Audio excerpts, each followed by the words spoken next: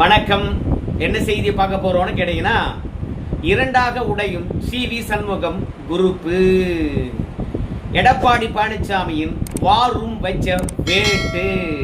இந்த விஷயங்கள தான் நம்ம விரிவா பார்க்க போறோங்க. சி.வி. சண்முகம் குரூப்புக்கு அமைச்சர் பதவி கிடைக்கல அப்படின்ற விஷயம் உங்க எல்லாருக்குமே தெரியும். அதுக்கு காங்கிரஸும் எதிர்ப்பு தெரிவித்தது, கம்யூனிஸ்ட் கட்சிகளும் எதிர்ப்பு தெரிவித்தார்கள், விசிகவும் எதிர்ப்பு தெரிவித்தார்கள். அவங்க எதிர்ப்பு தெரிவிப்பது அவங்களுடைய முக்கியத்துவம் குறைந்து போய்விடும் என்ற ஒரே கணக்குனால தான் அதிமுகவிலிருந்து பிரிந்து வந்த ஒரு பிரிவினருக்கு அமைச்சர் பதவி கொடுக்க கூடாது என்ற கருத்து. அதனால விஜயை பொறுத்த வரைக்கும் 25 எம்எல்ஏக்களுக்கு பணம் கொடுத்துட்டோம், அதான போட்டோம், நட்புடன் இருப்போம், அமைச்சர் பதவி கிடையாது அப்படின்னு சொல்லிட்டாங்க. அதனால சி.வி. சண்முகத்தை பொறுத்த வரைக்கும் நாம அமைச்சர் பதவியை கேட்டு வந்தோம், அமைச்சர் பதவி இல்லைன்னு சொல்லிட்டாங்க. ஆனா நம்ம அவசரப்பட்டு விட்டோமோ என்ற ஒரு எண்ணம் நமக்குள்ள இருக்கிறது. அதனால கொஞ்சம் தவேகா விட்டு விலகி நிற்போம் அப்படின்னு சி.வி. சண்முகம் சொல்லியிருக்கிறாரு. உடனடியாக கூட இருந்த அத்தனை ரத்தத்தின் ரத்தங்களும் என்னையா சொல்ற, எந்த ஒரு உறுதிமொழியாக இருந்தாலும் சரி சீட்ல எழுதி கையெழுத்து வாங்கணுமா இல்லையா? நாமளும் அரசியல்வாதி, விஜயும் அரசியல்வாதி, வாக்குறுதியை நம்பி ஆதரவளிக்கலாமா?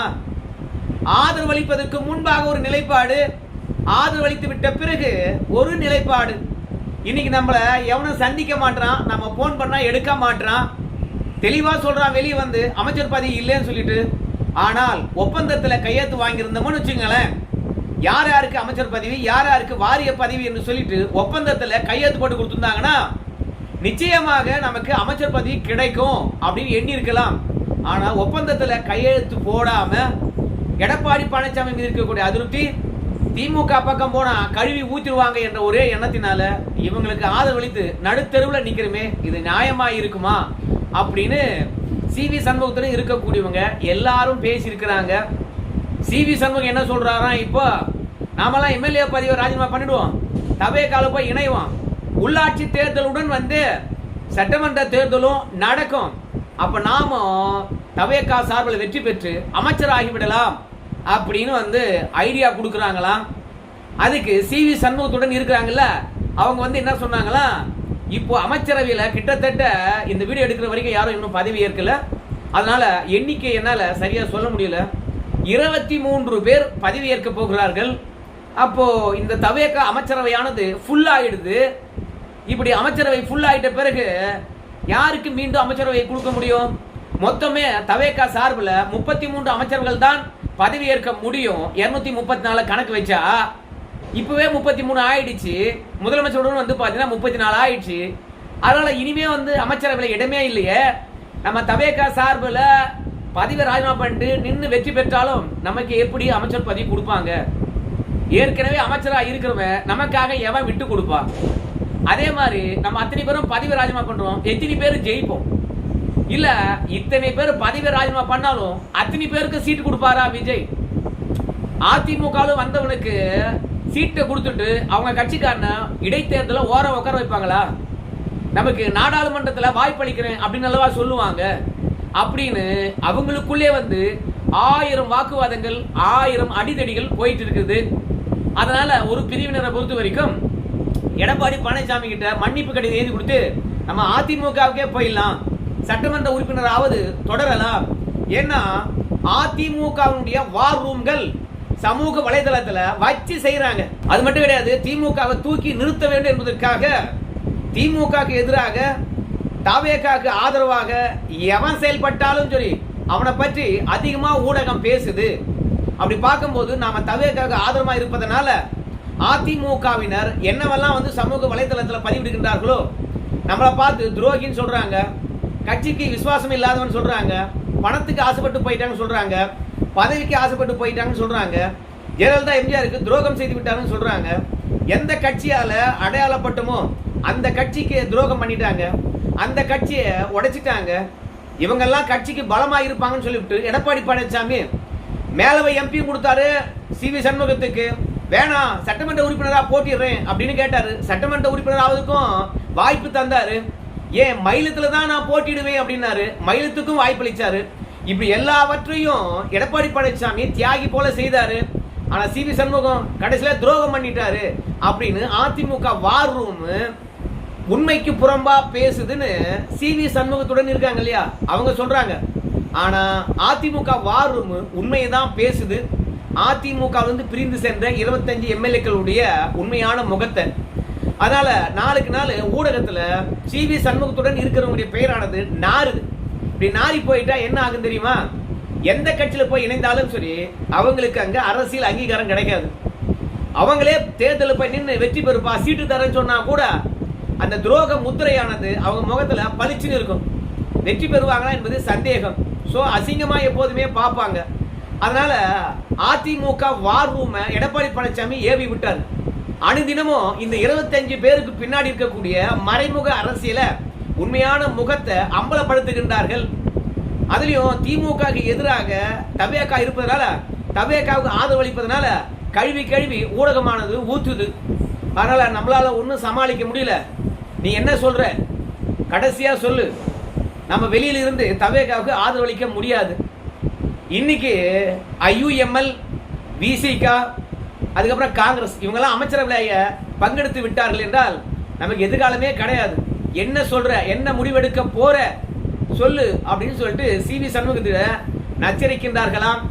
கிட்டத்தட்ட 25 எம்எல்ஏக்கள் இல்லையா, அவங்கெல்லாம் என்ன பண்றாங்க, தங்களுக்குள்ளே போன் பண்ணி பேசிக்கிட்டு சிவி சண்முகம் கோட்டை விட்டுட்டாரு, தவறான முடிவு எடுத்துட்டாரு. ஸோ பிடி விஜய் கிட்ட போயிடுச்சு, இனிமே நம்ம நடுத்தெருவுதான், நாம உள்ளாட்சி தேர்தலுக்குள்ள ஒரு முடிவெடுக்கவில்லை என்றால் நம்ம அரசியல் அனாதைதான், என்ன பண்ணலாம் அப்படின்னு ஒரு டீம் பிரிஞ்சு தானாக ஆலோசனை நடத்தி கொண்டிருக்கின்றார்கள். சிவி சண்முகம் போன் போட்டு கூப்பிடுறாரு, வாங்கய்யா இந்த தருணத்துல நம்ம ஒற்றுமையா இருக்கணும். ஏன்னா எடப்பாடி பழனிசாமியை பொறுத்த வரைக்கும் நம்முடைய பலவீனத்தை பார்த்துக்கிட்டு தமிழ்நாடு முழுவதும் மாவட்ட செயலாளர்களை வச்சு யாரெல்லாம் பொதுக்குழு உறுப்பினர்கள் கையெழுத்து போட்டாங்களோ, பொதுக்குழு நடத்தணும்னு சொன்னோம் இல்லையா, அதுக்கு ஆதரவாக கையெழுத்து போட்டாங்களோ அவங்க கிட்டலாம் போயிட்டு எங்களை மிரட்டினாங்க, நாங்கள் சுயமா கையெழுத்து போடல அப்படின்னு மிரட்டி வாங்கப்பட்ட கையெழுத்து என்று சொல்லி எல்லார்கிட்டையும் எழுதி வாங்கிட்டு இருக்காங்க. நாமளும் ஒரு 2-3 நாள் சும்மா அமைதியா இருந்துட்டோம். அதனால பொதுக்குழு கூட்ட வேண்டும் என்று நமக்கு ஆதரவு அளித்தவங்க எல்லாம் இன்னைக்கு எடப்பாடி பழனிசாமியை சந்தித்து தன்னுடைய ஆதரவை தெரிவிக்கின்றார்கள். அதோட நம்ம ஏன் சிவி சண்முகம் பக்கம் போனோம், நாம ஏன் எடப்பாடி பக்கம் போனோம் அப்படின்னு நினைக்கக்கூடிய முக்கிய நிர்வாகிகள் அத்தனை பேரும் தவேகா பக்கம் சாய்ந்துகிட்டு இருக்காங்க. அப்படி தவேகாவுக்கு போய் தன்னை இணைத்துக் கொள்றவங்களாம் யாரான்னு பார்த்தா நம்மளை நம்பி வந்தவனுங்க. நம்ம பாத்தீங்கன்னா சிறப்பா தவேகாவுக்கு தான் ஆதரவு, நாம தான் அதிமுக அப்படின்னு நாம உறுதியா நின்று களத்துல களமாடி இருந்தோம் என்றால் நமக்கு பின்னாடி இருந்து ஆதரவு அளித்தவங்க எல்லாம் ஒன்னு எடப்பாடி பக்கம் போயிருக்க மாட்டாங்க, இன்னொன்னு விஜயை நோக்கி போயிருக்க மாட்டாங்க. இன்னைக்கு நமக்கு பொதுக்குழு உறுப்பினர்கள் ஆதரவு இல்லை. கையெழுத்து வாங்கின 59% எடப்பாடி பழனிசாமி மிரட்டி அவர் பக்கம் திருப்பிட்டாரு. பொதுக்குழுவை கூட்ட முடியாது நம்மளால. இந்த தருணத்துல நீங்க தனியாக ஆலோசனை நடத்துவது சரியா இருக்குமா? நாம ஒரு முடிவு எடுத்துட்டோம், ஒன்னாதான் எல்லாத்தையும் எதிர்கொள்ளணும். ஆனா அதை விட்டு நீங்க 10 நாள் கூட ஆகல எடப்பாடி பழனிசாமிக்கு எதிராக போர்க்கொடி தூக்கி அதற்குள்ளாக அவர்கிட்ட போய் சரணடைகிறேன்னு சொல்றீங்களே. எடப்பாடி பழனிசாமியாவது உறுதியா ஒரு உறுதிமொழி நமக்கு அளிக்கட்டும். நீங்க வந்தீங்கன்னா பழையபடி உங்க பதவி தருவோம். அது மட்டும் கிடையாது, கட்சியில எந்த வேறுபாடும் இருக்காது, உங்களுக்கான முக்கியத்துவம் அப்படியே இருக்கும், பழையபடி அப்படியே நீங்க செயல்படலாம் அப்படின்ற ஒரு உத்தரவாதத்தையாவது அளிக்கட்டுமையா? அவசரப்பட்டு நீ ஏன் அங்க போக போறீங்க? நீங்க இப்போ போனீங்கன்னா உங்களுக்கு பதிலாக மாவட்ட செயலாளர்களையும் அது மட்டும் இல்லாம பல பொறுப்புலையும் ஆட்களை நியமிச்சுட்டாங்க. அதனால நீங்க இந்த இடமானது உங்களுக்கு கிடைக்காது, மீண்டும் வரும். எங்களுக்கு பழைய இடத்தை தரையா அப்படின்னு பேசிட்டாவது போலாம் இருங்கய்யா அப்படின்னு சிவி சண்முகம், எஸ்பி வேலுமணியும் சி விஜயபாஸ்கரும் தாஜா பண்றாங்களாம். ஆனா தாய் கழகத்துக்கு போறதுக்கு நாங்க ஏன் பேரம் பேசணும், நாங்க போறோம் போயா அப்படின்னு சிவி சண்முகத்துக்கிட்ட சிவி சண்முகம் குரூப்ல இருக்கக்கூடிய பாதி பேர் முடிவெடுத்திருக்கின்றார்களாம். ஏன் அந்த முடிவெடுத்தாங்கன்னு கேட்டீங்கன்னா, விஜயை பொறுத்த வரைக்கும் சி விஜயபாஸ்கர், எஸ்பி வேலுமணி, அப்புறம் சிவி சண்முகம் இவங்க 3 பேருக்கும் வெயிட்டா கவனிச்சிட்டு இருப்பதாக தெரியுது. ரெண்டாவது நியூஜே தொலைக்காட்சி, நமது அம்மா நாளிதழ், இது இரண்டும் விஜய்க்கு எழுதி கொடுத்து விட்டதாக தெரிகிறது. ஸோ அதன் மூலமாகவும் லம்பா பணம் பெற்று இருக்கின்றார்கள். அதிமுகவுடைய பெருமையை நியூஜே தொலைக்காட்சியில் பேசலாம். ஏன்னா நம்ம தான் அதிமுக சொல்லிட்டு இருக்கோம். எடப்பாடி பழனிசாமி பொதுச்செயலாளர் இருந்தாலும் நம்மளுக்கு எதிராக இருக்காரு, அவரை பத்தி பேசவே வேண்டாம். ஆனால் அதிமுக பெருமைகளை பத்தி பேசலாம்ல, அதிமுக திட்டங்களை பத்தி பேசலாம்ல. ஆனால் சிவி சண்முகம் வந்து நியூஸ் தொலைக்காட்சியும் நமதம்மா நாளிதழிலும் விஜய பொழுது பேசிட்டு இருக்காங்களாம். அப்போ சிவி சண்முகத்துடன் இருக்கக்கூடிய ஒரு குரூப்புக்கு ஏதோ ஒரு சந்தேகம் வந்திருக்கிறது. என்ன சந்தேகம்னு கேட்டீங்கன்னா, பிசிக கூட்டணியில் இணைந்து விட்டது, அதே மாதிரி ஐயுஎம் சேர போறாங்க, காங்கிரஸும் சேர்ந்து விட்டது. ஸோ இப்போ விஜய்க்கு தேவைப்பட வேண்டியது ஒரு 3 எம்எல்ஏ அல்லது ஒரு 4 எம்எல்ஏ கூட இருந்தால் போதும். மொத்தம் 25 எம்எல்ஏ வேணும்னு அவசியம் கிடையாது. அதனால பதவியே போனாலும் சரி, தவேகா பக்கம் உறுதியாக இருக்கிறவங்க யாருன்னு அடையாளம் கண்டு அவங்களுக்கு 2வது ரவுண்டு சோபா வந்து சேர்ந்ததாக சிவி சண்முகத்துக்கு எதிராக அதே கூட்டணியில் இருக்கக்கூடியவங்க போர்க்குடி ஊத்துறவங்க சொல்றாங்க. மீண்டும் மீண்டும் அவங்களுக்கான பூஸ்ட் வந்துகிட்டே இருக்குது. நமக்கு வந்ததா? இன்னைக்கு நியூஸ் தொலைக்காட்சி செயல்படுவதை எல்லாம் பார்க்கும்பொழுது எஸ்பி வேலுமணிக்கும் சிவி சண்முகத்துக்கும் விஜயபாஸ்கருக்கும் ஸ்பெஷலா வேற ஏதோ கவனிக்கப்பட்டிருக்கிறது. ஏதோ உறுதிமொழி வந்து விஜய் கொடுத்துருக்காரு, அதை நமக்கிட்ட இருந்தே மறைக்கிறாங்க. நாம அவங்கள நம்பி வந்தோம், ஆனா அவங்க நமக்கு உண்மையா இல்லை. தயவு செய்து எடப்பாடி பழனிசாமி வார் ரூம் ஒட்டுமொத்த மக்களிடத்திலையும் நம்மளை நாசம் பண்றாங்க. இவங்க கூடவே இருந்து உண்மையை சொல்லாம நம்மளை நடுத்தரவு நிக்க வைக்கிறாங்க. அவங்க என்னவோ விஜய் கிட்ட இருந்து பலன் பெற்றுக் கொண்டிருக்கின்றார்கள். நாம அதனால தேவையில்லைப்பா, முடங்கி கிடக்க வேணாப்பா, நம்ம மீண்டும் அதிமுக போலாம்பா அப்படின்னு சொல்லிட்டு ஒரு பிரிவினர் தொடர்ச்சியாக 2 நாளா ஆலோசனை நடத்தி கொண்டு இருக்கின்றார்கள். குறிப்பா அதிமுக பிரிந்து சென்ற பெண் எம்எல்ஏக்கள் மீண்டும் அதிமுக வர்றதே நல்லது அப்படின்னு யோசிக்கிறாங்க. அதுக்கு காரணம், இந்த 25 பேர் பின்னாடி யாருமே போல, நிர்வாகிகள் யாருமே போல, 25 எம்எல்ஏக்கள் மட்டும் தான் போயிருக்கிறாங்க. அது மட்டும் இல்ல, ஒரு சில மாவட்ட செயலாளர்கள் ஆதரவு தெரிவித்தார்கள். அவங்க கூட மாவட்ட செயலாளர் கூட்டத்துக்கு பிறகு எடப்பாடி பக்கம் சாஞ்சிட்டாங்க.